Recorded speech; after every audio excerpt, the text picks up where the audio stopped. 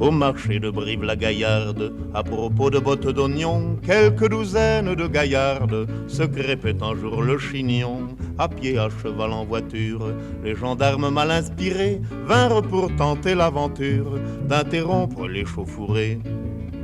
Or, sous tous les cieux sans vergogne, c'est un usage bien établi. Dès qu'il s'agit de rosser les cognes, tout le monde se réconcilie. Ces furies perdant toute mesure se ruèrent sur les guignols et donnèrent, je vous l'assure, un spectacle assez croquignol.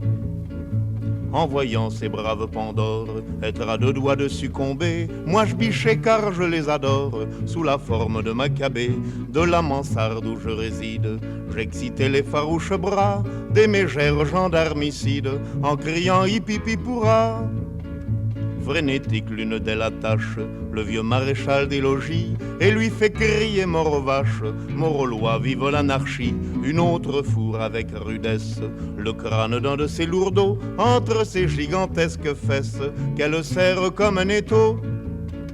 La plus grasse de ses femelles, ouvrant son corsage dilaté, matraque à grands coups de mamelle ceux qui passent à sa portée. Il tombe, tombe, tombe, tombe, et selon les avis compétents, il paraît que cette hécatombe fut la plus belle de tous les temps. Jugeant enfin que leurs victimes avaient eu leur comptant de nions, ces furies comme outrage ultime, en retournant à leurs oignons, ces furies, à peine si j'ose le dire tellement c'est bas, leur auraient même coupé les choses. Par bonheur, ils n'en avaient pas, leur auraient même coupé les choses. Par bonheur, ils n'en avaient pas.